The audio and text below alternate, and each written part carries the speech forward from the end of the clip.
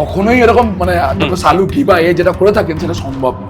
আমরা সিনেমা সিরিয়ালে দেখেছি পোস্টমর্টম থেকে অনেক কিছু বলে দেয়।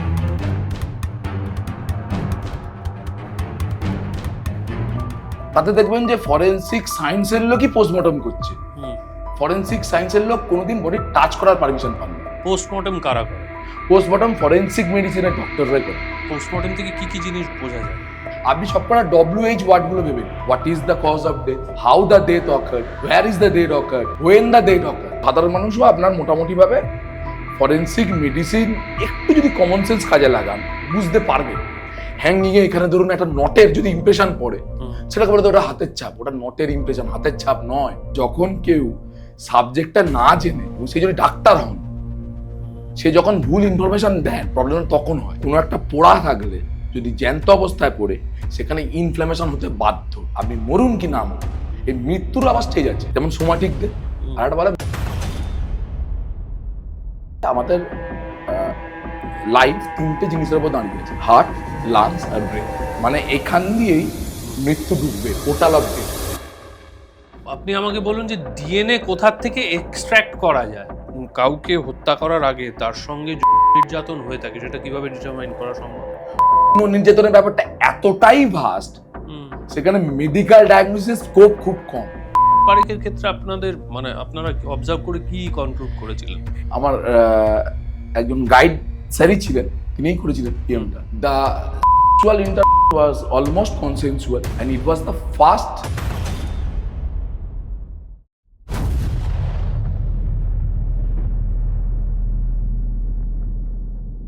আজকে আমার অতিথি doctor Aniruddha Das. Sir, welcome to the show. বলা হয় যে পোস্টমর্টম থেকে দেখে বোঝা যায় যে মার্ডার না সুইসাইড, সেটা কি বোঝা সম্ভব? মানে ধরুন কাউকে আমি যে কমন ইনসিডেন্টগুলো হয়, ধরুন কাউকে প্রথমে মেরেছে, মেরে তারপর ঝুলিয়ে দিয়েছে, দিয়ে বলে যে সুইসাইড করেছে। মানে আপনি বলছেন যে মেরে ঝুলিয়েছে না ঝুলিয়ে মেরেছে? না, নিজে নিজে ঝুলে না, মানে ওটা তো পরের জিনিস। মানে ফার্স্টে আসুন যে মেরে ঝুলিয়েছে না ঝুলিয়ে মেরেছে।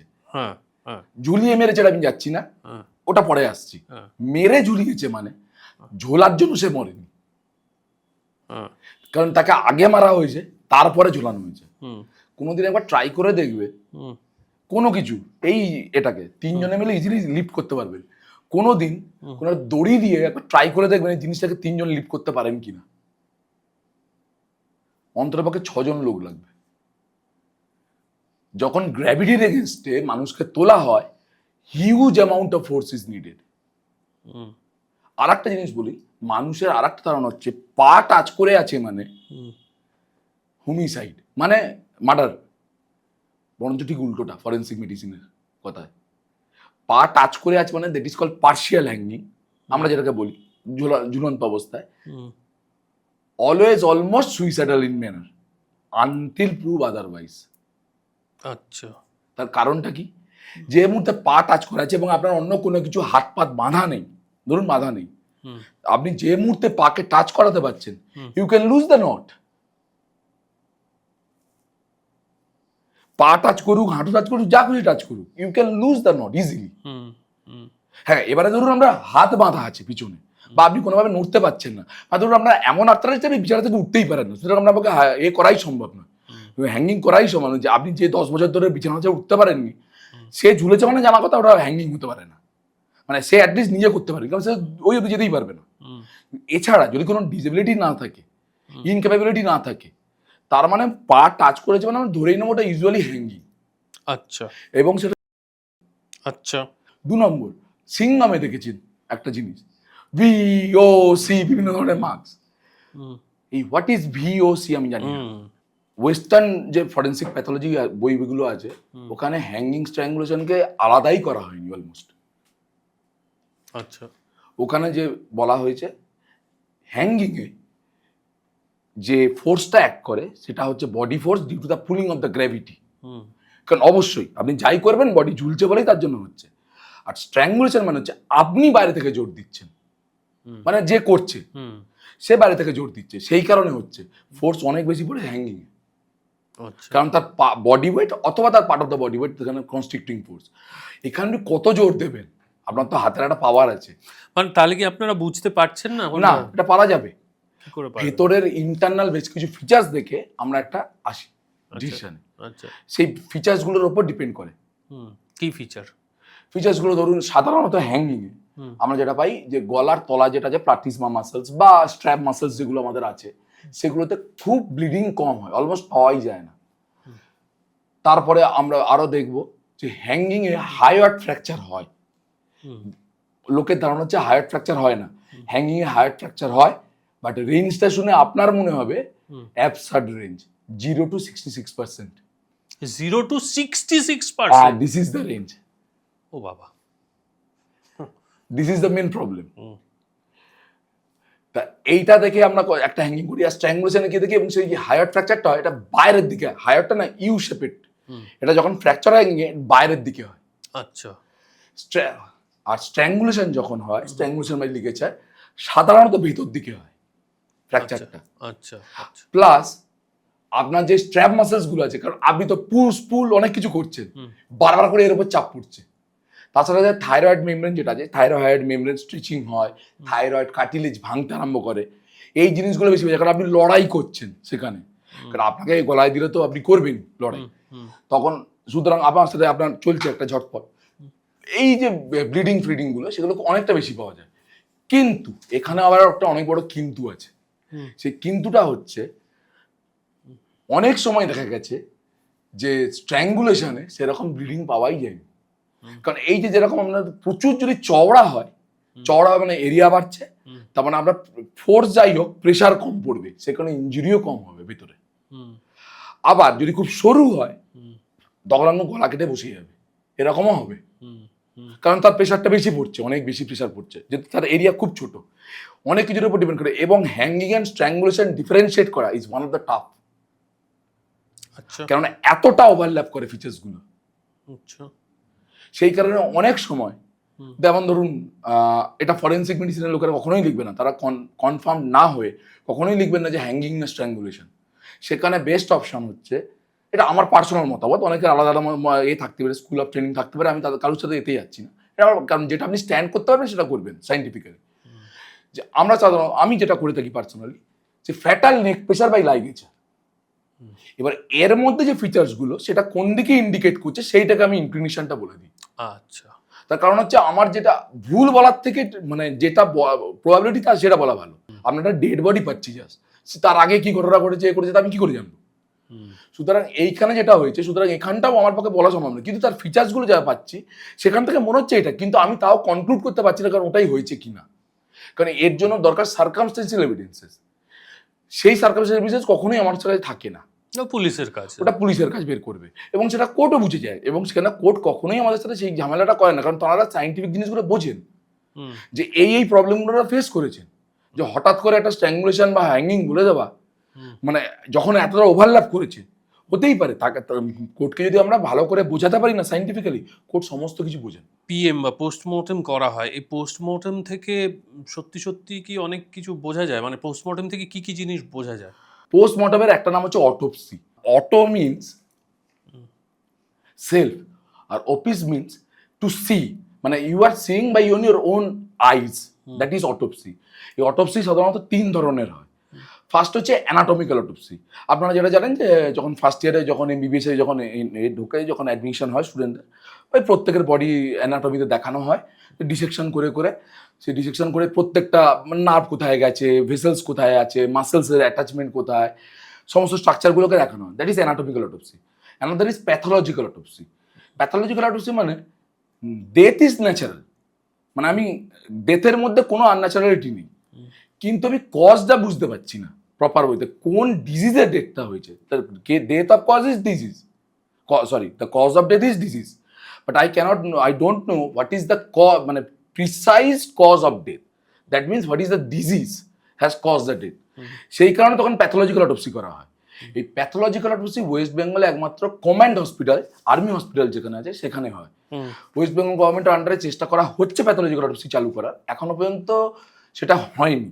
এবারে চলে আসছেন মেডিকো লিগ্যাল অটোপসি। এবার মেডিকো লিগ্যাল অটোপসি মিনস যেখানে সাডেন, সাসপিশিয়াস আর আনন্যাচারাল ডেথ হয়েছে। আপনারা যেটা ভাবছেন সবসময় আনন্যাচারাল ডেথেই হবে, তা নয়। সাপোজ ধরুন একটা 70 বছরের ভদ্রলোক যার অলরেডি একটা হার্ট অ্যাটাক হয়ে গেছে। তিনি শীতকালে হেঁটে যাচ্ছিলেন, হঠাৎ করে চেস্ট পেন হয়েছে, রাস্তায় উনি বুক ধরে বসে পড়েছেন, প্রচণ্ড ঘাম দিচ্ছে, এমার্জেন্সিতে নিয়ে যাওয়া যায়, যাওয়ার পথেই উনি মারা গেছেন। এবার কেন এমার্জেন্সি থেকে ডিক্লেয়ার হয়েছে ব্রড ডেথ। এবার সেই ব্রড ডেট হয়েছে মানে আমরা মোটামুটি সবাই বুঝতে পারছি যে death was due to the মানে আপনার একটা ন্যাচারাল কজ, হার্ট অ্যাটাক বা ন্যাচারাল কজ, মানে ডিজিজের জন্য হয়েছে। আর যেহেতু ব্রড ডেট হয়েছেন সেই কারণে ওটা কম্পালসারিলি পোস্টমর্টম হবে। সাডেন, সাসপিসিয়াস অর আনন্যাচারাল, আনন্যাচারালটাও নয়, সাসপিসিয়াসও নয়, সাডেন ডেথের জন্য হলো পোস্টমর্টমটা। আর সাসপিসিয়াস অর আনন্যাচারালটা তো বুঝতেই পারছেন, যেখানে একটা সাসপেক্ট হচ্ছে। এইবারে সমস্ত অটোপসির মধ্যে ডিজিজ যে মেডিকোলিটার অটোপসি আছে, এটার একটা বেসিক ডিফারেন্স আছে, যে এখানে বাড়ির লোকের কনসেন্ট ইম্পর্টেন্টই নয়, বাড়ির লোক কনসেন্ট দিল কি না দিল ইট ডাজেন্ট এফেক্ট। এবারে আপনি যেটা বলছেন যে কি কি বোঝা যায়, আপনি সবকটা WH ওয়ার্ডগুলো ভেবে নিন। What is the cause of death, how the death occurred, where is the death occurred, when the death occurred. আপনি সেই WH ওয়ার্ডগুলো খুঁজুন, তাহলেই পোস্টমর্টম থেকে সেগুলো জানতে পারা যায়। আপনি আমাকে বলুন যে এই যে ওয়েন ওয়েন অকার্ড, এইটার কতটা অ্যাকিউরেট টাইম ব্র্যাকেট বলা সম্ভব? এইটা টাইম ব্র্যাকেট যেটা বলা হয়, এটাকে আমরা বলি টাইম সিন্স ডেথ, এটাকে আমরা TSD বলে দিই, time since death. Time since ডেথে একটা বিরাট রেঞ্জ থাকে। তার কারণ হচ্ছে, যেমন আগেই বললাম, যে প্রত্যেকটা ডেড বডি মানে প্রত্যেকটা বডি আলাদা, তার ফ্যাক্টরসগুলো আলাদা থাকে। আমরা কি কি দেখি, গ্যাস্ট্রিক এমটিং টাইম। কি কি গ্যাস্ট্রিক এমটিং টাইম, এটার মানে কি? গ্যাস্ট্রিক এমটিং টাইম, আপনি যখন খাবার খাচ্ছেন সেই খাবারটা কতক্ষণ আগে খেয়েছিলেন, সেই খাবারকে কোন কন্ডিশনে আপনি স্টমাকে খুঁজে পাচ্ছেন। আচ্ছা, কিরকম? যেমন ধরুন, যেটা যদি কার্বোহাইড্রেট জাতীয় খাবার খেয়ে থাকেন, ধরুন ভাত খেয়েছি, হ্যাঁ, ওটা সাধারণত 2 ঘন্টা থেকে 3 ঘন্টার মধ্যে চলে যাবে, স্টমাক থেকে ইন্টেস্টিনে চলে যাবে, মানে স্টমাক থেকে ইন্টেস্টিনে চলে যাবে। বেশ। যদি প্রোটিন খান, ওটা 4 থেকে 6 ঘন্টার মধ্যে চলে যাবে, মানে মাছ মাংস। হ্যাঁ। এবারে যদি ফ্যাট থাকে, সেটা 6 থেকে 8 ঘন্টার মধ্যে যাবে। আচ্ছা, but this is not A hard and fast rule. আপনি যদি কোনো ড্রাগ খেয়ে থাকেন, যেটাকে প্রোকাইনেটিক ড্রাগ বলে থাকি, সেই ড্রাগ খেলে আপনার স্টমাক এমটিং অনেক তাড়াতাড়ি হবে। প্রোকাইনেটিক ড্রাগ কাকে বলে? যেগুলোকে আপনারা বুঝতে পারবেন ডোমপেরিডন, দেখবেন যে অনেকগুলো নাম পাওয়া যায়, নাম এখানে নিতে পারছি না। ডি বলে পাওয়া যায়, D40 সামথিং, D40। আচ্ছা আচ্ছা, ও আচ্ছা, মানে গ্যাস্ট্রিক এমটিং টাইম, ওটা গ্যাস্ট্রিক এমটিংটাকে তাড়াতাড়ি করে দেয়। ও তাড়াতাড়ি, হ্যাঁ, সেক্ষেত্রে এগুলো তাড়াতাড়ি করে বেরোচ্ছে। সামথিং, আপনি যদি সামান্যতম অ্যালকোহল খেয়ে থাকেন, গ্যাস্ট্রিক এমটিংটাকে দেরি করিয়ে দেবে। আচ্ছা, তা এই জিনিসগুলো তো এফেক্ট করে। তার মানে আপনি প্রথমে বলছেন যে স্টমাকে কতটা ফুড কি অবস্থায় ফুড, আছে। এবারে তারপরে হচ্ছে কি, আমরা তো শুধু কার্বোহাইড্রেট খাচ্ছি না, আমরা শুধু প্রোটিন খাচ্ছি না, আমরা শুধু ফ্যাট খাচ্ছি না। যখনই আপনি বিরিয়ানি খাবেন, বিরিয়ানি আছে এভরি অ্যাসপেক্ট, প্রোটিন আছে, কার্বোহাইড্রেট আছে, ফ্যাট আছে, সেটাকে আপনি ডিভিশন করবেন কি করে? মানে মানে ওই যে বললাম 1 + 1 2 হবে না, কখন আপনি ডিফারেন্সিয়েট এভাবে করতে পারবেন না। এটা একটা গেল। রাইগর মর্টিস, রাইগর মর্টিস মানে হচ্ছে যেটা আপনার বডিতে হঠাৎ করে শক্ত হয়ে যায়, বডি আস্তে আস্তে শক্ত হবে। ফার্স্টে কি হবে, একটা প্রাইমারি রিল্যাক্সেশন স্টেজ আছে, মানে সঙ্গে সঙ্গে যখন মারা যায় তারপরে একটা রিল্যাক্সিং স্টেজ, মানে আপনার সব কিছু ছেড়ে ছেড়ে দেওয়ার স্টেজ।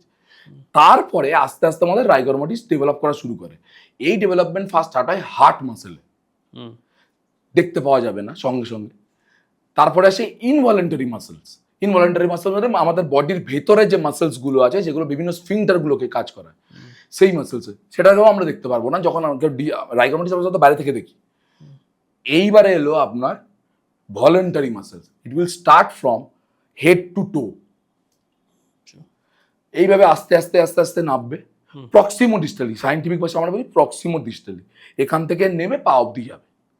মোটামুটি কতক্ষণ পরে রাইগর মর্টিস সেট ইন করে? এইবারে বলছি, এই রাইগর মর্টিস ডিপেন্ড করে এটিপির উপর। আচ্ছা, শরীরের যে এটিপি? হ্যাঁ, এটিপির উপর। আপনি যদি খুব এক্সস্টেড থাকেন, তাহলে আপনার এটিপি অলরেডি এক্সস্ট হয়ে আছে। এই এটিপি যদি 85% নিচে নেমে চলে যায়, তাহলে আপনার রাইগর মর্টিস সেটিং করে যাবে।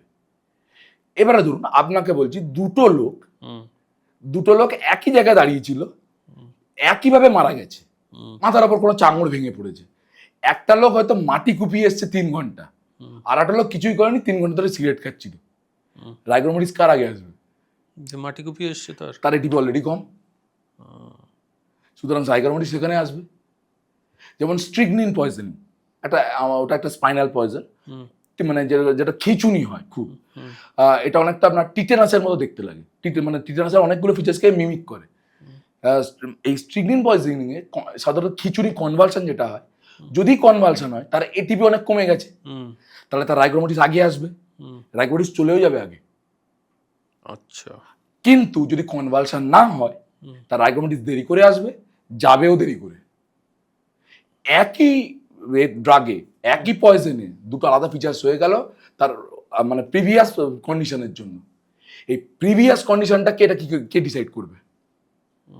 আপনি কি দাঁড়িয়েছিলেন হুম যখন লোকটা মারা যাচ্ছে? আপনি তো দাঁড়িয়ে দাঁড়িয়ে নেই, হুম বা পুলিশও দাঁড়িয়ে নেই, বা কোনো লোক মানুষ দাঁড়িয়ে দাঁড়িয়ে দেখছে না, এক্সেপ্ট দ্য অ্যাক্সিডেন্ট কেস। হুম বা ধরুন ওই সিসিটিভি দেখা যাচ্ছে কাউকে স্ট্যাপ করছে এটসেট্রা।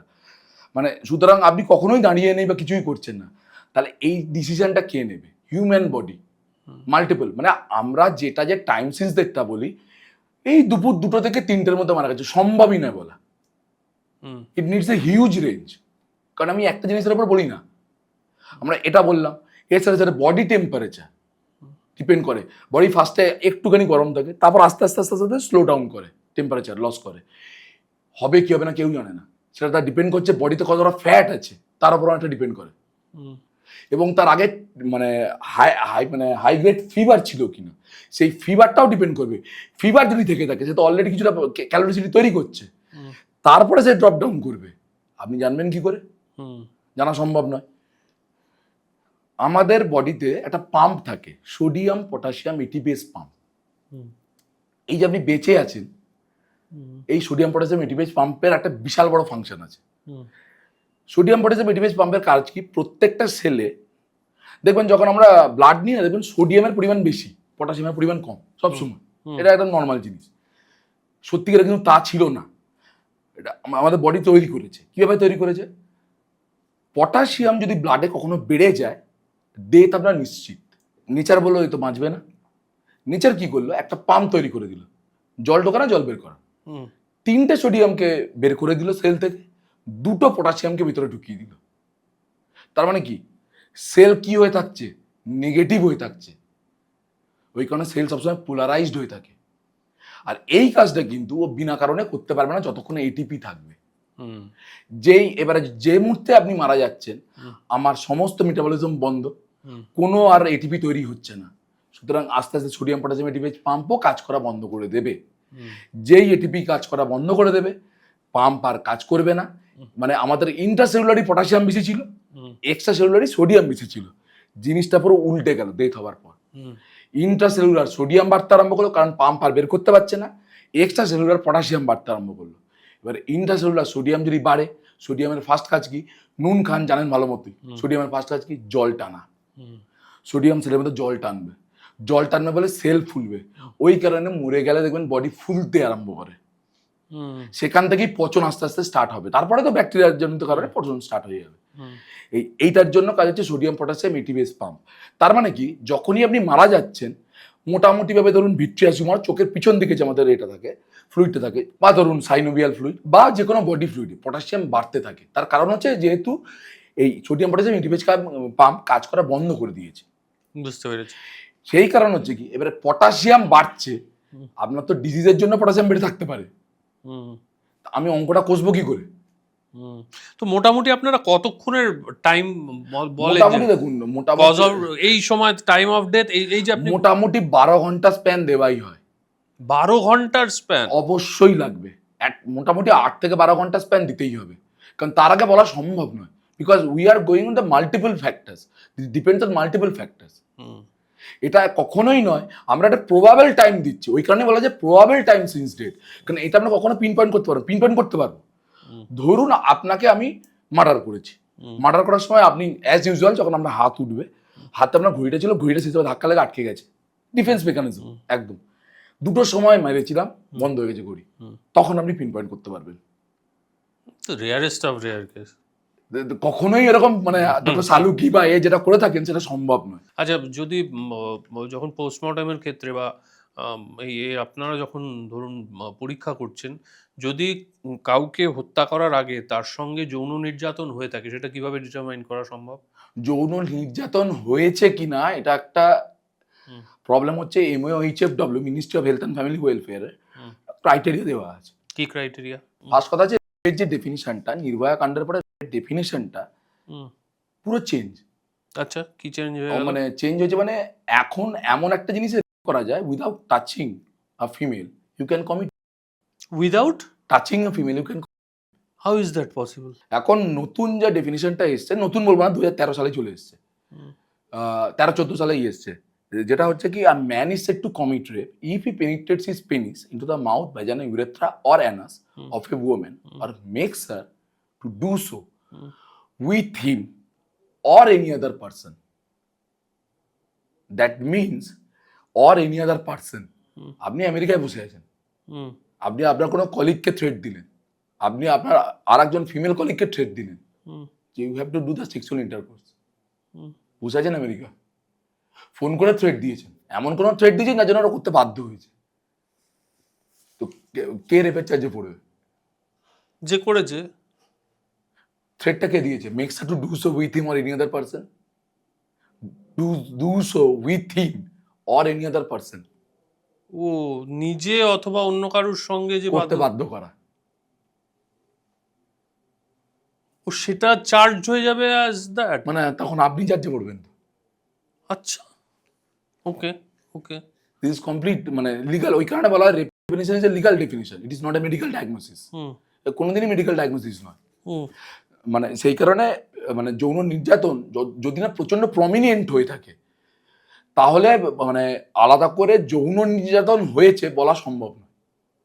তাহলে Specifically. কি কি বলা সম্ভব সেক্ষেত্রে? আমরা লিখতে পারি একটাই জিনিস, যেহেতু সাইন্টিফিক্যালি বুঝতেই পারছেন, কারোর ইচ্ছেও থাকতে পারে, কনসেন্ট থাকতে পারে, তার উইল থাকতে পারে, আপনি জানেন না, হুম, সেগুলো তো সবই লিগাল অ্যাসপেক্ট থেকে দেখছি। আমরা যেটা করছি, আমরা কোনো ইনজুরি দেখতে পাচ্ছি কিনা সেই জায়গাটাতে, হুম, সেই ইনজুরি কখন দেখতে পাবেন আপনি? যদি ডিসপ্রপোর্শনেট ফ্যালাস আর ভ্যাজানাল হয়, হুম, হতে পারে। আবার রেপের ডেফিনিশন অন্য কিছু আছে। যদি আপনি কোনো মহিলাকে ম্যাস্টারবেট করতে বাধ্য করেন, হুম। সেটাও। হ্যাঁ? প্লাস এই যে পেনটা যদি আপনি কোনো মহিলা হুম।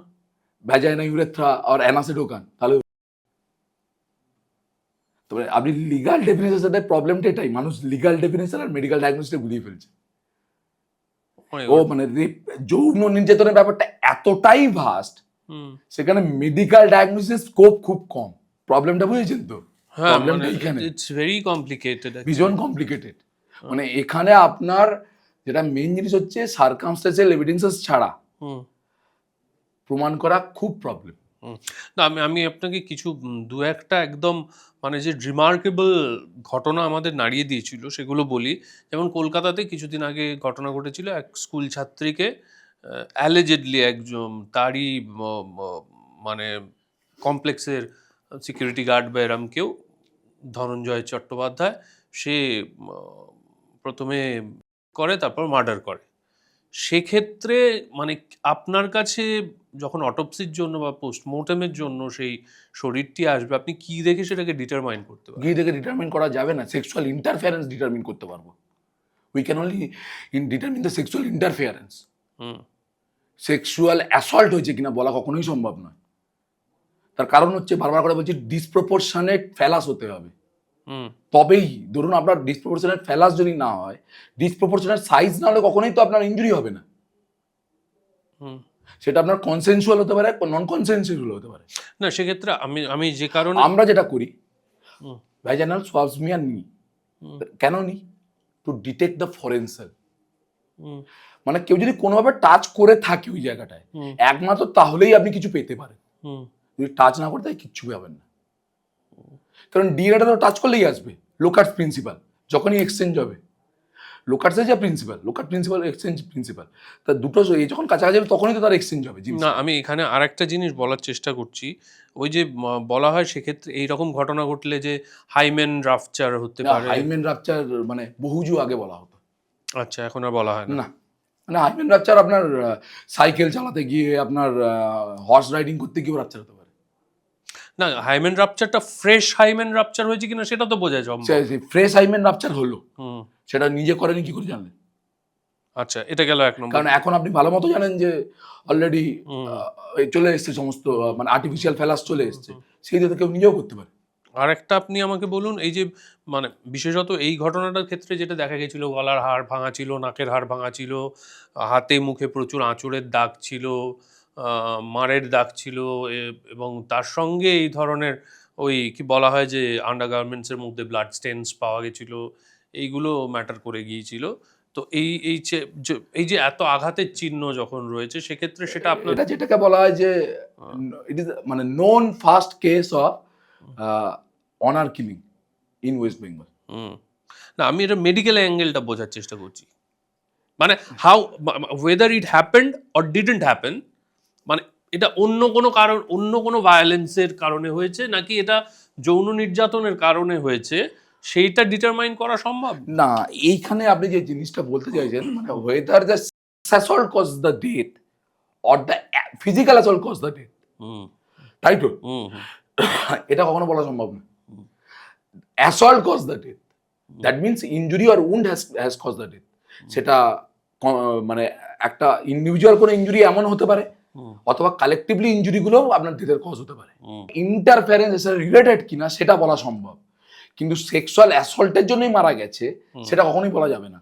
কারণ অ্যাসল্টটা শুধুমাত্র সেক্সুয়াল অ্যাসল্ট হয়নি, আরো কোনো জায়গাতে ইনজুরি হয়েছে, হুম সেই ইনজুরিগুলো কোথায় যাবে? সেগুলো তো কন্ট্রিবিউট করছে কজ অফ ডেথে। সেই ইনজুরিগুলো থেকে কি কি বলা সম্ভব, weather she was attacked or not?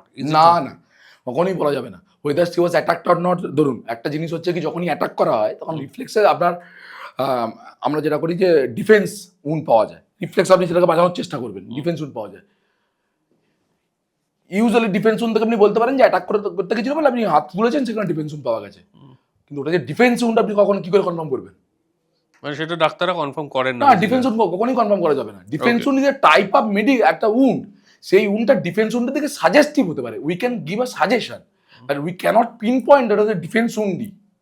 তাহলে তারিখের ক্ষেত্রে আপনাদের মানে আপনারা অবজার্ভ করে কি কনক্লুড করেছিলেন?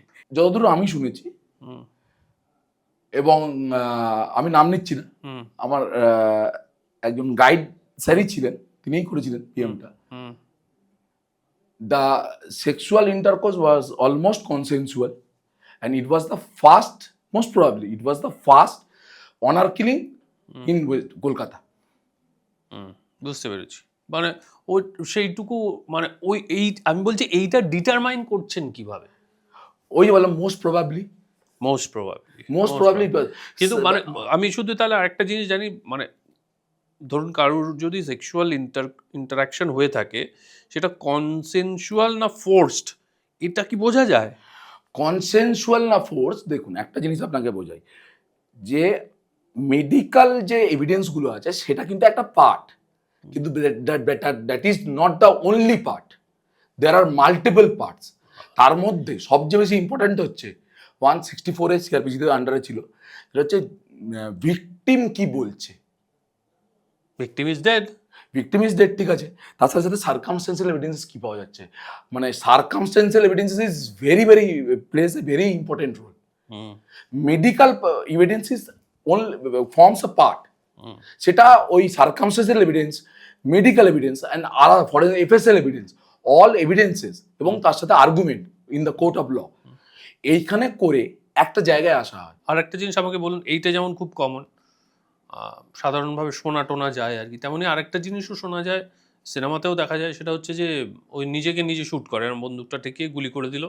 আবার অনেক সময় দেখা যায় কেউ একজন গুলি করে তাকে তার হাতে বন্দুকটা ধরিয়ে দিয়ে আঙুলের ট্রিগার। আপনি যেটা বলছেন যে কেউ যখন ধরিয়ে দেবে, সেটা রাইগর মর্টিস, যেরকম বললাম, রাইগর মর্টিসের একটা ছোট ভাই, সেটা বলছে ক্যাডাভারিক স্প্যাজম। আচ্ছা, যদি আপনি নিজে গুলি করেন তাহলে যেটা ফার্স্ট জিনিস হবে, ক্যাডাভারিক স্প্যাজম আপনি হাতে পেতে পারেন, কারণ ইনস্ট্যান্টেনিয়াস ডেথ হয়েছে, যেহেতু গুলি করেছেন আপনি তো নিশ্চয়ই মারা যাবেন সঙ্গে সঙ্গে, ও আর ছাড়তে পারবে না। এইবারে যখন আপনি দিচ্ছেন জিনিসটাকে, আপনি মারা গেছেন, আমি গুলি করেছি আপনাকে দিয়ে, তারপর আমি প্ল্যান্ট করলাম, যে মুহূর্তে প্ল্যান্ট করলাম সঙ্গে সঙ্গে যে প্রবলেমটা হবে, ক্যাডাভারিক স্প্যাজম আর পাওয়া যাবে না। আচ্ছা, তখন যেটা পাওয়া যাবে সেটা হচ্ছে রাইগর মর্টিসের জন্য আটকে থাকবে। রাইগার মরিস হচ্ছে পুরো বডি জুড়ে হয়, হুম। ক্যাডাভারিস মাসল লোকালি হয়।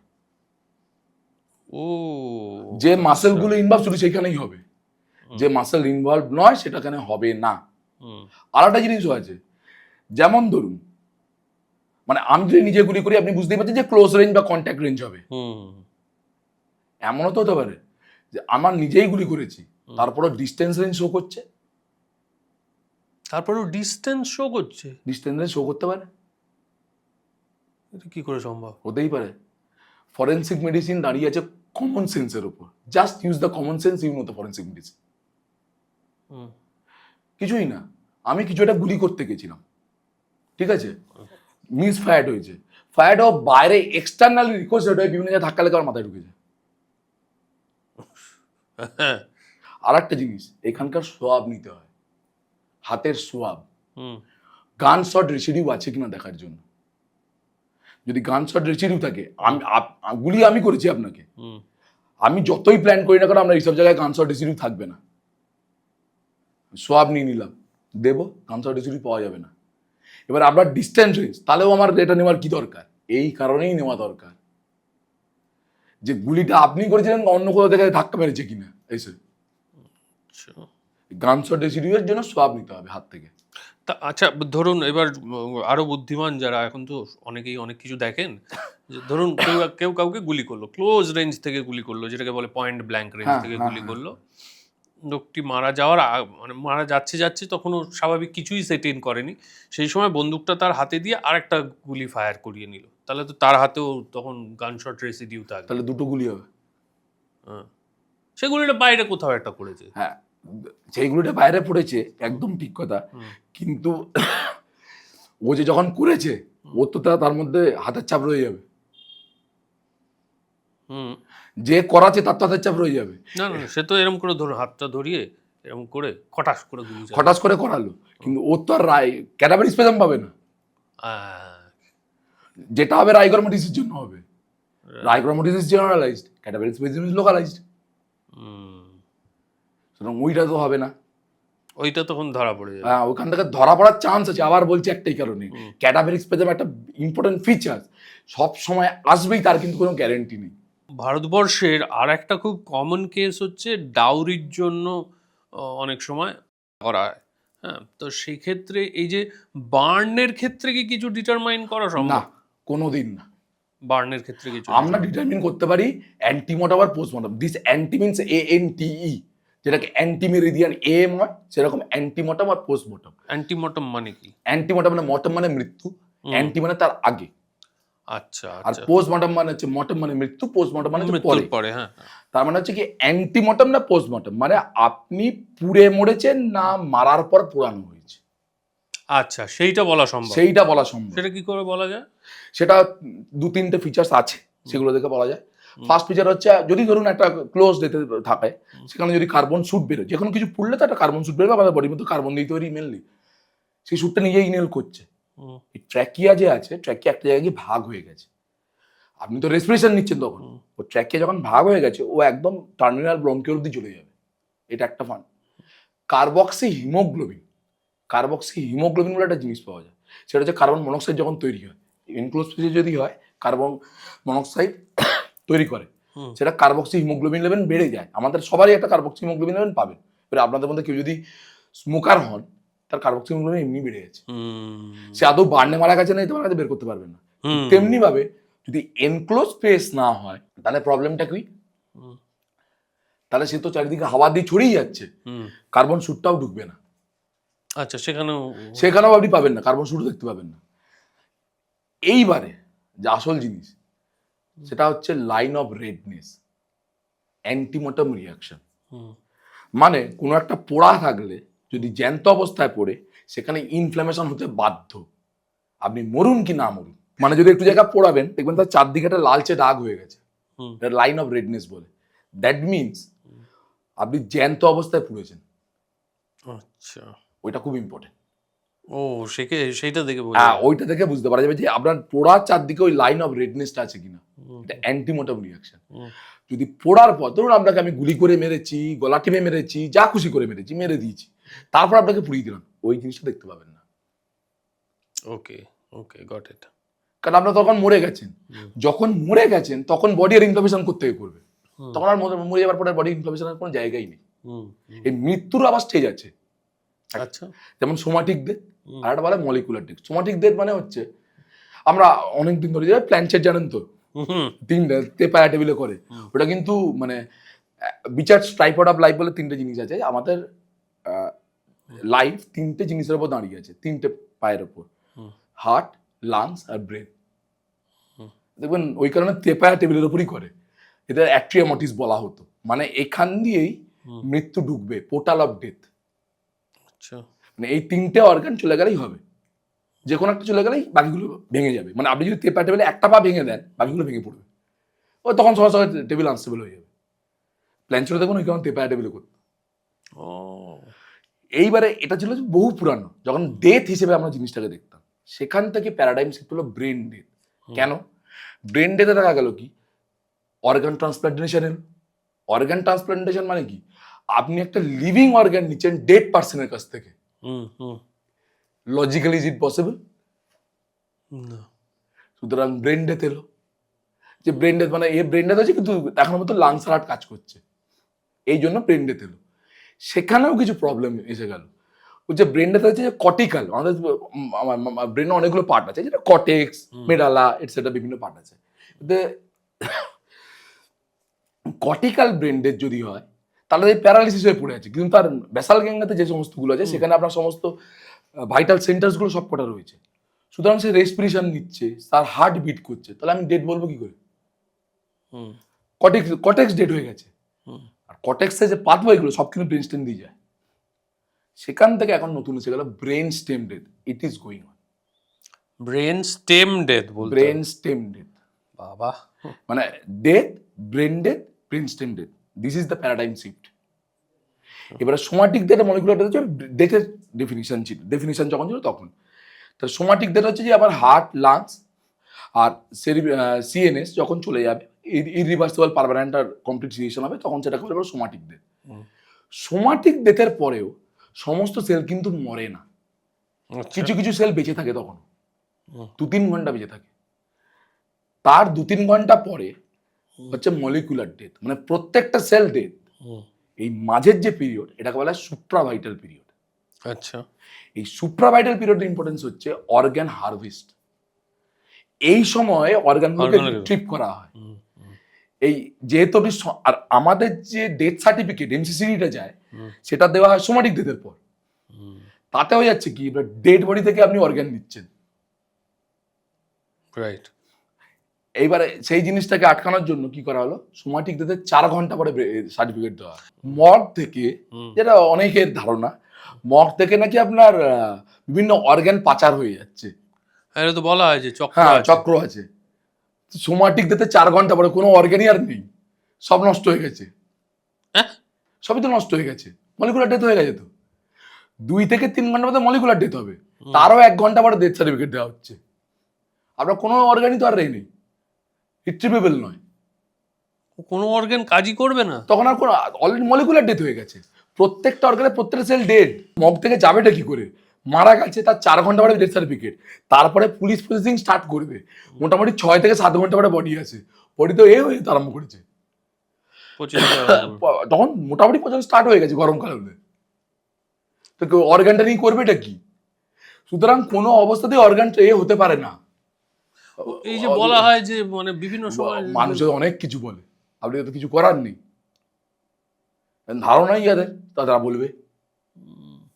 যেমন বলছি, একজন ছিলেন পেলভিক ফ্র্যাকচার নিয়ে বলছেন। পেলভিস হচ্ছে আমাদের যে কোমরের বোনটা, কোমরের বোনটা মানে আমাদের বাচ্চা কোথায় বড় হয়, মায়ের জঠরে যেখানে বড় হয়, দেখবেন যে ইউটেরাসটা পেলভিক বোনের ভেতর থেকেই বড় হয়। কিন্তু নেচার এতটা বোকা নয়, পেলভিক বোনের মধ্যে বড় করার কারণ আছে, নেচার জানে। ওয়ান অফ দ্য টাফেস্ট বোন ইন আওয়ার বডি, যে কোনো জায়গা থেকে যদি আঘাত আসে না, ও আটকে দেবে। সুতরাং আমরা পেলভিক বোন ফ্র্যাকচার হতে গেলে ভয়ঙ্কর ফোর্স লাগে, ভয়ঙ্কর। কোনো মানুষের পক্ষে পেলভিক বোন ভাঙা সম্ভব নয়, মানুষের পক্ষে অত সহজই নয়। আপনি ফিমার ভাঙতে পারেন, পেলভিক বোন সহজে ভাঙতে পারবেন না। আচ্ছা, পেলভিক বোন প্রচন্ড টাফ, প্রচন্ড হার্ড। কেউ পয়জেন্ড হয়েছে এটা আপনারা বোঝেন কিভাবে? ফার্স্ট জিনিস হচ্ছে যে কোনো জায়গায় দেখবেন ক্লিনিক্যাল কোরিলেশন ইজ নিডেড, হুম যেটা লেখা থাকে। হুম ইউজুয়ালি একটা হিস্ট্রি পাওয়া যায় যে পয়জন নিয়েছে কি নেয়নি, হুম এটা গেল 1 নম্বর। যদি পয়জন নিয়ে থাকে কেউ এবং সে যদি ট্রিটমেন্ট হয়ে থাকে, তাহলে তার আপনার যে সার্টিফিকেটে থাকে এই যে হিস্ট্রি, সেখানে একটা লেখা থাকবে যে পয়জনের ফিচার্স কিছু, মানে পয়জনের একটা সাসপেক্টেড পয়জনিং মানে লেখা থাকবে, সেই হিসেবে তার ট্রিটমেন্টও হয়েছে। এই হিস্ট্রিটা খুব দরকার। কারণ বলছি দরকারি, কারণ তার তো পয়জন রেখে দেওয়া হয়নি, ওয়াশ করে বের করা হয়েছে। হুম হুম হুম এবারে আমি যখন স্টমাকটাকে পাঠাবো, স্টমাকের যে কন্টেন্টস যেগুলো পাঠাবো, কোনো পয়জন তো পাওয়া যাবে না। হুম আমি যখন এফএসএল এ পাঠাবো তখন তো কোনো পয়জন পাওয়া যাবে না। ওই হিস্ট্রি আমাকে কোরিলেট করতে হেল্প করে তখন, আচ্ছা এই কারণে পয়জন পাওয়া যাচ্ছে না। আচ্ছা সেকেন্ড হচ্ছে যে ধরুন অনেক দিন ধরে ভর্তি আছে, তার সাথে সাথে পয়জনিং এর হিস্ট্রি আছে। ইউজুয়ালি আমরা বর্ধমান মেডিকেল কলেজে আছি তো, বা ওখানে সাধারণত রুরাল এরিয়ায় বুঝতে পারছেন প্রচুর পরিমাণে প্যারাকুয়েট পয়জনিং হয়। ও পুরো প্যারাকুয়েট বা ধরুন অন্য কোনো হার্বিসাইড ইনসেকটিসাইড খেয়ে আছে, ও একদম পুরো হলুদ হয়ে আসবে, তো ভয়ঙ্কর লেভেলে জন্ডিস হয়ে আসবে। আচ্ছা বর্ধমানের মেন প্রবলেম হচ্ছে বর্ধমান মানে বিভিন্ন এমনকি বাইরের স্টেটেরও পেশেন্ট বর্ধমান টানে, হুম মানে ঝাড়খণ্ড ফাড়খণ্ডের যিনি লোককেও বর্ধমান নেয়, হুম মানে ও ঘুরতে ঘুরতে ঘুরতে বর্ধমান ঢুকেছে। হুম মানে ওই আর একটা আমরা, মানে আপনি যদি বলেন যে পয়জেনি, সেটা এই বলা সম্ভব না। এবার কখন বলা কি এটা, আপনি দেখতে পাচ্ছেন ওর মধ্যে ফলিডল আছে, মানে ফলিডল বলবো না, কারণ আছে কেন ফলিডল নামটা নেব না, ওই রকম দেখতে অন্য কিছু থাকতে পারে। হুম আমি কি কোনো কেমিক্যাল টেস্ট করেছি? যখন কোর্টে যাব, হুম ডিফেন্সের লয়ার সত্যি জিজ্ঞেস করবে, ডাক্তারবাবু আপনি যে বলছেন যে এটা ধরুন তুঁতে copper sulphate, copper sulphate is very common poison গ্রামের দিকে, ভালো মতো বুঝতে পারছেন তুঁতে কপার সালফেট, আপনি কোন টেস্ট করে ওটা কপার সালফেট বললেন? আমার তো টেস্ট করার কথা নয়, কেমিক্যাল টেস্ট, কেমিক্যাল টেস্ট আমার আন্ডারে পড়ে না, টক্সিকোলজিস্ট করবে। টক্স আমি পাঠিয়ে দেবো, সে তার কেমিক্যাল নেচারটা বলবে। এবং আমাদের মেন কাজ হচ্ছে কজ অফ ডেথ বলা, পয়জনিং কি পয়জনিং নয় সেটা বলা, আমাদের মেন কাজ ওইটুকু। ওটা কোন পয়জনের জন্য হয়েছে সেটা কিন্তু এফএসএল বলবে। এরকম আপনার অনেক অর্গানোফসফেট আছে, যে ফসফেটের অর্গানোফসফেটের পয়জনিং এ কেরোসিনের মতো গন্ধ পাওয়া যায়। আচ্ছা তাতে আমি যদি কেরোসিন বলে দিই হুম হবে? কেরোসিন তো পাওয়া যাবে না। হুম হুম মানে এই জিনিসগুলো অনেকে বুঝতে চায় না, এবং মানে বেশিরভাগ পয়জনিং কেসে আমরা কোনো রিপোর্টে কোনো পয়জন পাই না, তার মানেই পয়জন নয় তা নয়, কারণ ওয়াশ হয়েছে, বডি মেটাবলাইজ করে বের করে দিয়েছে, বমি করেছিল, বেরিয়ে যেতে পারে, ট্রানজিশনে দেরি হয়েছে। যেমন ধরুন অসংখ্য যাচ্ছে, লোক কম, এপিসিলেও তো লোক কম ফরেন্সিক মেডিসিনের মতো। হুম এবারে ধরুন আমি পাঠিয়েছি জানুয়ারি মাসে, হুম ওরা চেকই করেছে জুলাই মাসে, তো এই যে টাইম স্পেনে অতক্ষণ ধরে পয়জন থাকবে? এবং সেটা ওদেরকে দোষ দিচ্ছি তা নয়, কারণ ওদের দোষটা ওদের নয়, কারণ ওদেরও তো পরপর করতে হচ্ছে, আগে যেটা আছে তাকে তো আগে তো ক্লিয়ার করতে হবে। হুম আর মেশিন তো বুঝতে পারছেন, মানুষও তো মেশিন, মেশিনও মেশিন, সুতরাং মেশিনকে তো চালিয়ে গেলে তো সে সমস্যা বের করে দেবে না। আর যেটা আপনারা ভাবছেন যে সমস্ত পয়জন ডিটেক্ট করা যায়, তা যায় না। আচ্ছা সমস্ত পয়জন ডিটেক্ট করা প্রবলেম আছে, কারণ আমাদের যে মানে প্রবলেম বলবো না, যে খুব বেশি হলে 40 থেকে 50টা নোন পয়জনই ডিটেক্ট করা যায়, তার বাইরে যে পয়জন গুলো, সেই পয়জন ডিটেক্ট করার কোনো কেমিক্যাল পদ্ধতি আমাদের এখনো পর্যন্ত ইন্ডিয়াতে নেই। আচ্ছা পটাশিয়াম সায়ানাইড ডিটারমাইন করা যায়? পটাশিয়াম সায়ানাইড যদি পাওয়া যায় তাহলে ডিটারমিন করতে পারবে এফএসএল, আর কয়েকজন ফরেন্সিক মেডিসিন স্পেশালিস্ট পারেন, সেটা ডিপেন্ড করে। তার কারণ হচ্ছে একটা স্পেসিফিক একটা জিন মিউটেশন হয়, সেই জিনে শুধুমাত্র তারাই ওই গন্ধটা পান। আচ্ছা পার্টিকুলার একটা স্মেল পায়। পার্টিকুলার স্মেল, কিন্তু ওটা খুব কম লোকের আছে।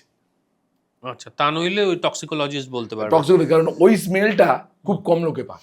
ধরুন কেউ পটাশিয়াম সায়ানাইড কনজিউম করলে তার তার শরীরের অঙ্গ প্রত্যঙ্গের কি রং টং পাল্টে যায় বা ভারী হয়ে যায় বা কি features? সায়ানাইড পয়জনিং এ আপনার যেটা হয় একটুখানি পিঙ্কিশ ডিসকালারেশন পাওয়া যায়। গোলাপি গোলাপি হয়। হ্যাঁ, এবার এই পিঙ্কিশ ডিসকালারেশন অনেক কারণে হতে পারে, কার্বন মনোক্সাইড পয়জনিং তাই হয়। কার্বন মনোক্সাইড পয়জনিং এও তাই হয়? আপনার বডি যদি অনেকক্ষণ ধরে কোল্ড চেম্বারে প্রিজার্ভ থাকে তাহলেও তাই হয়, ওই যে বললাম যে মানুষ যদি একটু কমন সেন্স কাজে লাগায় বুঝতে পারবে সব কিছুরই একটা পরিধি আছে, আমাদেরও সেই পরিধির মধ্যে থেকেই বলতে হয়। আমরা সব ওই টিভিতে যে ভুলভাল জিনিসগুলো দেখেছেন ওই জিনিসটা দেখে দেখে বাজাদার যেগুলো বলা যায় এটা হোমিসাইড এই ইজিলি বলে দেওয়া সম্ভব না, বলা সম্ভব নয়। হ্যাঙ্গিং এ এখানে ধরুন একটা নটের যদি ইমপ্রেশন পড়ে সেটাকে বলে ওটা হাতের ছাপ, ওটা নটের ইমপ্রেশন, হাতের ছাপ নয়, ওটা ফিক্সড নটের ইমপ্রেশন, ওটা কখনোই হাতের ছাপ নয়। এটা বুঝতে হবে, এই জিনিসগুলো তো মানুষ বুঝতে পারেন না, সেটা মানুষের দোষ দেবো না। বেশ কিছু ডক্টরও মানে আপনি দেখতেই পাবেন যে বাংলা একটা বহুল প্রচলিত নিউজ পেপার আছে, সেখানে একজন বিখ্যাত মানে তৎকাল মানে কয়েক বছরের মধ্যে হঠাৎ করে বিখ্যাত হয়ে গেছিলেন। সেই বিখ্যাত ডাক্তার বলেছেন যে এনারা যা বলছে কিছু বোঝে না, মানে উনিও কিন্তু ফরেন্সিক মেডিসিনের ডক্টর নন, এরা ফরেন্সিক সায়েন্সটাই জানে না, হতে পারে এরা ফরেন্সিক সায়েন্স জানে না, কিন্তু যে ডাক্তারবাবু বলেছিলেন প্রবলেমটা অন্য জায়গায়, উনি সাবজেক্টটার নামই জানেন না, সাবজেক্টটার নাম ফরেন্সিক সায়েন্স নয়, সাবজেক্টের নাম ফরেন্সিক মেডিসিন অ্যান্ড টক্সিকোলজি। মানে এইবারে আপনি বলুন প্রবলেমটা এইরকম জায়গায় হয় যখন কেউ সাবজেক্টটা না জেনে এবং সে যদি ডাক্তার হন সে যখন ভুল ইনফরমেশন দেন প্রবলেমটা তখন হয়। এবার আপনি আমাকে বলুন যে এই যে মেডিকেল সায়েন্সের উন্নতির সঙ্গে সঙ্গে এই টাচ ডিএনএ এর মাধ্যমে কিভাবে মানে বলা হয় ডিএনএ এর মাধ্যমে প্রচুর ক্রাইম ডিটেকশন সম্ভব হচ্ছে, ডিএনএ কি কিভাবে ব্যবহার করেন আপনারা? ডিএনএ কে আমরা ব্যবহার করি না, ফার্স্ট জিনিস হচ্ছে ডিএনএ আমরা ব্যবহারই করি না, এটা ফরেন্সিক সায়েন্স করে। আচ্ছা, ফরেন্সিক মেডিসিন ডিএনএ ইউজ করে না। আমাদের কাজ হচ্ছে যদি কোনো ধরুন প্যাটার্নিটি ডিসপিউট হলো বা কোনো একই মানে ভিকটিমের হাতে কোনো একটা চুল পাওয়া গেছে বা অন্য কোনো জিনিস পাওয়া গেছে যেটা ফরেন বডি পাওয়া গেছে, সেটা কোনো অ্যাকিউজডের হতে পারে কিনা, একটা সাসপেক্টের হতে পারে কিনা, তখন সেই সাসপেক্টকে ধরে এনে আমরা এখান থেকে ধরুন তার চুল বা অন্য কিছু সোর্স নিই যেটা তার ডিএনএতে ইউজ করা যেতে পারে। আর ফরেন্সিক মেডিসিনের আরেকটা ডিএনএ ইউজ হয়, সেটা হচ্ছে কি আপনার ধরুন আননোন ডেড বডি এসছে, দাঁতের মধ্যে খুব ভালো ডিএনএ থাকে এবং অনেক দিন থাকে, তখন সেই দাঁতটাকে রেখে দেওয়া হয়। কারণ যদি কোনো সাসপেক্ট পাওয়া যায় যে যারা বলছে আমার বাড়ির লোক হারিয়ে গেছে বা হয়েছে, তখন যদি সাসপেক্টের কিছুটা মেলে তখন সেই ডিএনএ কে টেস্ট করে দেখা হয়। আপনি আমাকে বলুন যে ডিএনএ কোথা থেকে এক্সট্রাক্ট করা যায়? ডিএনএ এক্সট্রাক্ট করার জন্য হেয়ার বাল্ব আছে, সবচেয়ে ইজিয়েস্ট হচ্ছে বাক্কাল মিউকোসা, মুখের মধ্যে থেকে নিয়ে সবচেয়ে ইজিয়েস্ট। আচ্ছা, হেয়ার বাল্ব আছে, টিথ আছে, বোন ম্যারো আছে, বিভিন্ন জায়গা থেকে আপনি ডিএনএ পাবেন। এবং হ্যাঁ, আচ্ছা দাঁতে এনামেলের ভেতরে যে পাল্প টিস্যু থাকে সেখান থেকে পাওয়া যাবে। আচ্ছা, ওখান থেকে ডিএনএ পাওয়া যাবে। এই দাঁতের এনামেলের দাঁতের পাল্পের যে ডিএনএ সেটা মোটামুটি কতদিন পর্যন্ত থাকে, কোনো আইডিয়া আছে আপনার? মোটামুটি দাঁতের ডিএনএ ধরে রাখুন পিউট্রিফ্যাকশন রেট খুব কম, সে কারণে মোটামুটি ধরে রাখুন 1.5-2 মাস তো অ্যাটলিস্ট থাকবে। নখ থেকে ডিএনএ এক্সট্রাক্ট করা সম্ভব? মাইটোকন্ড্রিয়াল ডিএনএ পাওয়া যায়। মাইটোকন্ড্রিয়াল ডিএনএ একটা প্রবলেম আছে, মানে আমাদের নিউক্লিয়ার ডিএনএ যেটাকে আপনারা ডিএনএ ভাবছেন আর কি, that is called nuclear DNA, তার 2টো কপি থাকে। আচ্ছা, mitochondrial DNA has 1 lakh copy at least. মানে এটা ইউএসএ তেও করে না মাইটোকন্ড্রিয়াল ডিএনএ থেকে, মানে এটা না টাইম সেভিং না খরচার দিক থেকে সুবিধাজনক। আচ্ছা, অনেক সময় কি হয় বিভিন্ন মহিলারা ভায়োলেন্সের শিকার হন, কোনো কোনো ক্ষেত্রে তারা প্রাণ হারান, তো তখন বলা হয় তাদের নখের মধ্যে থেকে আপনারা নখের মধ্যে থেকে স্কিন ট্যাগ পাওয়া গেলে, নখের মধ্যে যদি স্কিন ট্যাগ, ধরুন আমি আপনাকে গলা টিপে মারছি, তখন ধরুন আপনি আমাকে রেজিস্ট করার চেষ্টা করলেন, নখ দিয়ে আঁচড়ানোর চেষ্টা করলেন, সে যখন নখ দিয়ে আঁচড়ানোর চেষ্টা করলেন তখন আমার স্কিনগুলো এপিডার্মিস উঠে গেছে বা ডার্মিস অব্দি চলে গেছে, সেখানে সেই সেলটাকে ডিএনএ পাওয়া যেতে পারে যদি থাকে, সেই জিনিস আমরা পাঠাই সবসময়। আচ্ছা, সেই জিনিস আমরা সবসময় পাঠাই, কারণ দেখবেন অনেকের ধারণা হচ্ছে যদি হোমিসাইডাল হ্যাঙ্গিং হয় শোকর তাহলে এরকম দাগ পাওয়া যায়, না, মানে এটা দেখবেন নখের দাগ পাওয়া যায়। মানুষ যখন মরে না তা মানে সে কেন মরতে চাইছে কেউ জানে না, মৃত্যুর মুহূর্তে সে কি মনে করছে সেটাও কেউ জানে না, সেই একমাত্র জানে। সে তখন বাঁচার চেষ্টা করতে পারে, তখন সে নিজেই এটাকে টেনে খোলার চেষ্টা করে, তখন তার এখানে নিজের নখ পড়তে পারে এবং তার নিজেরই স্কিন আসতে পারে, সেই কারণে আমরা সবসময় পাঠাই এগুলো, এই স্কিনটা তারই হতে পারে না অন্য কারোর। কমন মার্ডার ওয়েপন হিসেবে ব্যবহার হয় সেটা হচ্ছে যে আপনারা বলেন যে কোনো ব্লান্ট জিনিস দিয়ে মারা হয়েছে না শার্প অবজেক্ট দিয়ে মারা হয়েছে। হ্যাঁ, এবার শার্প অবজেক্টেরও ভাগ আছে, শার্প অবজেক্টটা কতটা মানে is it A chopper or a knife or anything else, সেগুলো আপনারা ডিটারমাইন করতে পারেন কিভাবে করেন? আচ্ছা, blunt force, it is not object, আমি ফোর্স ইউজ করছি। ব্লান্ট ফোর্স আর শার্প ফোর্স। ব্লান্ট ফোর্সে আমাদের হয় অ্যাব্রেশন, যেটা হচ্ছে ছড়ে যাওয়া। ছড়ে যাওয়া, হ্যাঁ। Blunt ফোর্সে abrasion. ব্রুজ, যেটা হচ্ছে কালশিটে পড়া। হুম, আর একটা হয় ল্যাসেরেশন, থেঁতলে যাওয়া বা ছিদ্রে যাওয়া, ছিঁড়ে যাওয়া। শার্প ফোর্সে হয় ইনসাইজ উন্ড, সেকেন্ড হচ্ছে চপ উন্ড, আর থার্ড হচ্ছে স্ট্যাব উন্ড। এই স্ট্যাব উন্ড আবার ব্লান্টও হতে পারে। এবার আসছি ফিচার্সগুলোতে এলে আপনি বুঝতে পারবেন। ইনসাইজ উন্ড যখন হয়, আপনার হাতের মুভমেন্ট হবে আইদার শয়িং অর ড্রয়িং, আচ্ছা, হয় করাত চালানোর মতো বা আঁকার মতো। আঁকার মতো। আচ্ছা চপ উন্ড হবে স্ট্রাইকিং, আচ্ছা striking movement of the hand. Stab wound হবে একটা কোনো পেন বা পেন্সিল বা পেন, খোলা অবস্থায়, খোলা অবস্থায় চাই, হ্যাঁ। এটা দিয়ে আমি স্ট্যাব করতে পারবো, ওটা দিন, ক্যাপটা দিন, হুম, এটা দিয়ে আমি স্ট্যাব করতে পারবো না। ভালো করে দেখুন, হুম, স্ট্যাব উন্ডে লম্বা একটা গেছে জিনিস, তারপর দেখুন পয়েন্টেড টিপ গেছে, মানে আমি যখন ফোর্সটা দেবো, হুম, ফোর্সটা লং অ্যাক্সিস দিয়ে গিয়ে টিপ দিয়ে যাবে, তখন সেটাকে স্ট্যাব উন্ড বলে। আচ্ছা, সাধারণত হুম, ইনসাইড উন্ডের ফার্স্ট যে পয়েন্টটা সেটা ডিপার হয়, হুম, তারপরে আস্তে আস্তে ও ফেড হতে থাকে। এটাকে বলে টেলিং অফ ইনসাইড উন্ড, মানে আমি ডিরেকশন ওইভাবে বলতে পারি। কেন ফার্স্ট এটা ডিপ হয়? কারণ ফার্স্ট আমার ইনটেক্ট স্কিন আছে, হুম, সেই স্কিনটাকে পাংচার করতে হয় ইনসাইজ করার জন্য, তারপরে আপনি সহজে টানতে পারবেন, তার আগে কিন্তু পারবেন না। চপে তো বুঝতেই পারছেন, মিট চপার দেখেছেন হাতের মুভমেন্ট কিরকম হয়, হুম, সুতরাং ওই পুরো জিনিসটা কেটে যাবে। আর একটা জিনিস হচ্ছে স্ট্যাবুন। স্ট্যাবুন হচ্ছে উইকেট দেখেছেন, উইকেটের তলা দেখেছেন তো, হুম, এবার ওটা কি শার্প? একদমই না।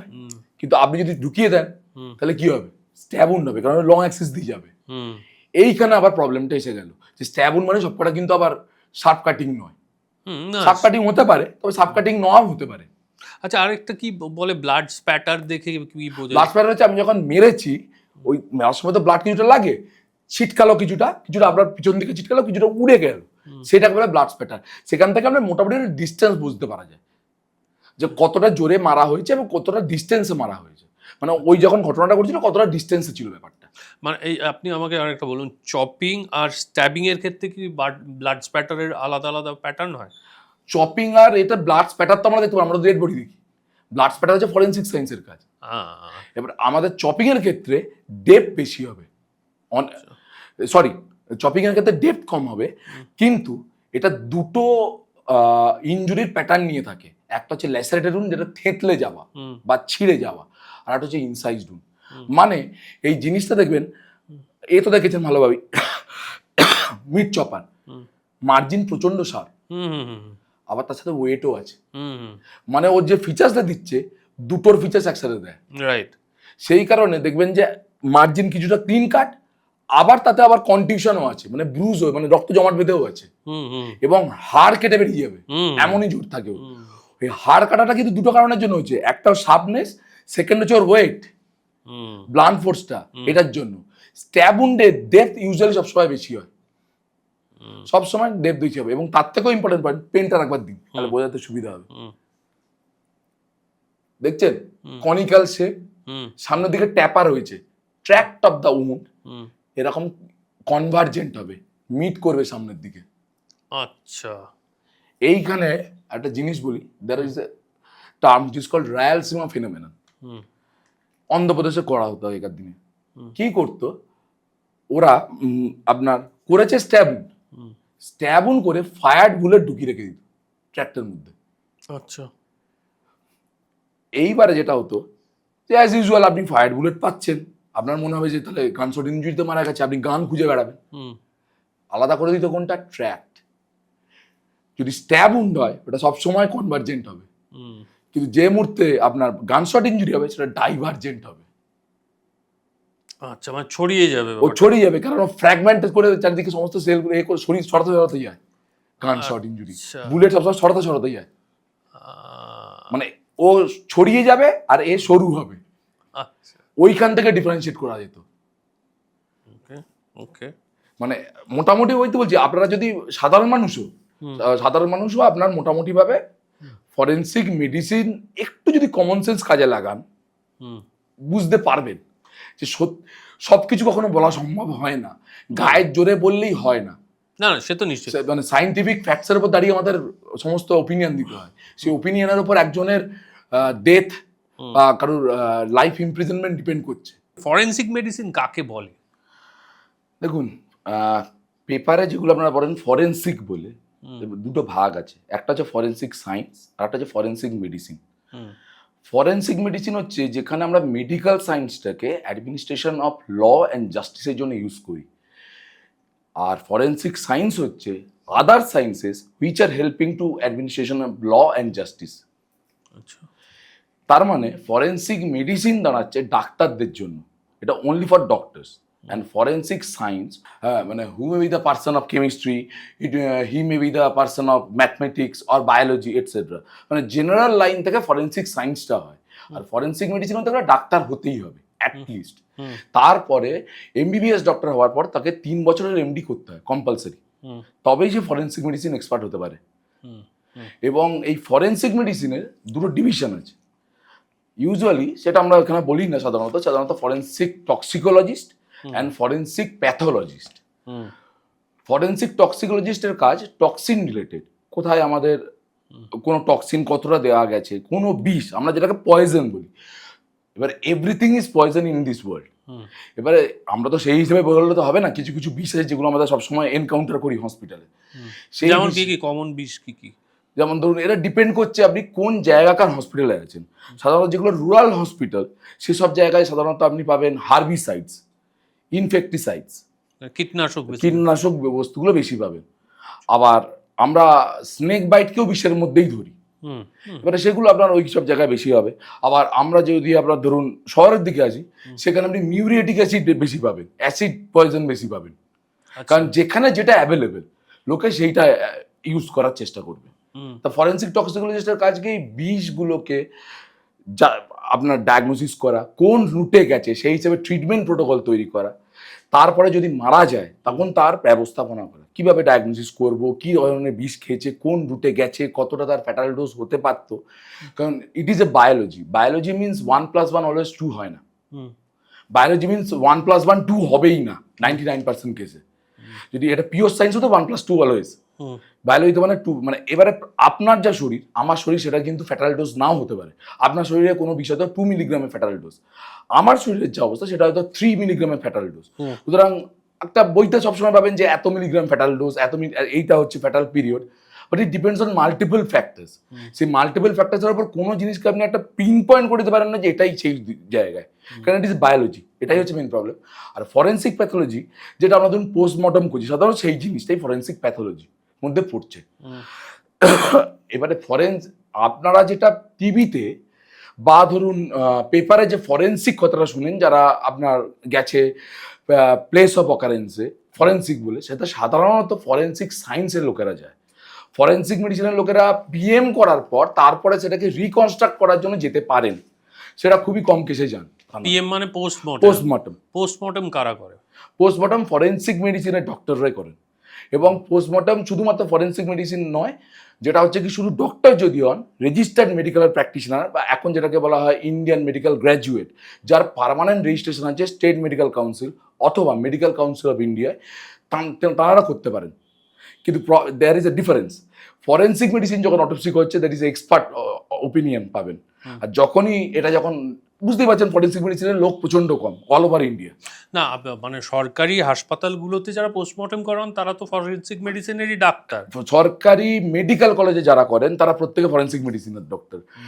কিন্তু যেগুলো ধরুন সাব ডিভিশনাল হসপিটাল যেখানে আছে, সেখানে কিন্তু খুব কম সংখ্যক MOML, যেটাকে আমরা বলি medical officer, medico legal specialist medical officer, যারা সেই সংখ্যাটা খুব কম, যাদের ফরেনসিক মেডিসিন MD আছে বা ডিপ্লোমা আছে, সেই সংখ্যাটা খুবই কম। বাট ফরেনসিক মানে আপনার যে কোনো গভর্নমেন্ট মেডিকেল কলেজে যখন হবে, কনফার্ম তখন সেটা ফরেনসিক মেডিসিন এক্সপার্টই করছেন, যিনি MD করেছেন, তার নিচে কেউ করবেন না। আচ্ছা, আপনার এরকম কোনো ব্যক্তিগত অভিজ্ঞতা আছে যেটা আপনাকে খুব চমকে দিয়েছে, কিন্তু মানে সেটা সম্পর্কে বেসিক্যালি যা ঘটেছে তার চেয়ে অন্যরকম জিনিস বেশি ঘটেছে। সেরকম আছে। তার আগে আমি একটা ছোট কেস বলি, মানে ওটা নিয়ে ঝামেলার কিছু নেই, খুবই ছোট কেস, মানে কিন্তু মানে আমার খুব ভালো লেগেছিল কেসটা করে। আমাদের মানে বর্ধমানে যখন পিএম করছি, মানে একটা বডি আসে অন্য ডিস্ট্রিক্ট থেকে, বডিটা পচে গেছে, cause of death as usual. মানে কি হয়েছে না হয়েছে সবই জানতে চাইছে। তা যেটা দেখা গেল যে ওরা জল থেকে পেয়েছে। এবারে জল থেকে বডি পাওয়া মানেই ড্রাউনিং নয়, মানে জলে ডুবে মারতে পারে বা মানে মেরেও জলে ডুবাতে পারে, একই জিনিস। এবার আলাদা জিনিস পুরো জিনিসটা। তা আমি যেটা পেলাম যে জলে ডুবেই মরেছে। তার সাথে সাথে যেটা হয়েছিল খুব ইন্টারেস্টিং ছিল জিনিসটা, চামড়াটা যেহেতু ডিকম্পোজড হয়ে গেছে, উপরের এপিডার্মিসটা উঠে গেছে, দিয়ে তলার ডার্মিস লেয়ারটা ওপেন হয়ে গেছিল। সেখানে দুটো পিন পয়েন্ট দাগ পাওয়া গেছে। আচ্ছা, পিন ফোটানো দাগ। হ্যাঁ, দুটো পিন পয়েন্ট দাগ, একদম 2 মিলিমিটার থেকে 3 মিলিমিটার ডিস্টেন্সে, চারদিকে সবজে হয়ে আছে। That was a snake bite case. ও, সাপে কামড়ানোর কেস। হ্যাঁ, আচ্ছা, মানে এবারে কথাটা হচ্ছে তাহলে মারা গেল কিসে? স্নেক বাইটে না জলে ডুবে? কারণ ও পটি করতে গেছিল আচ্ছা নদীর ধারে, সেই সময় গন্ডগোলটা হয়, কারণ ওকে তারপর থেকে পাওয়া যাচ্ছে না। আচ্ছা, জিনিসটা হচ্ছে স্নেক বাইট করেছে, ভয়ের চোটে পড়েছে, এবারে কোনটা কজ অফ ডেথ হবে?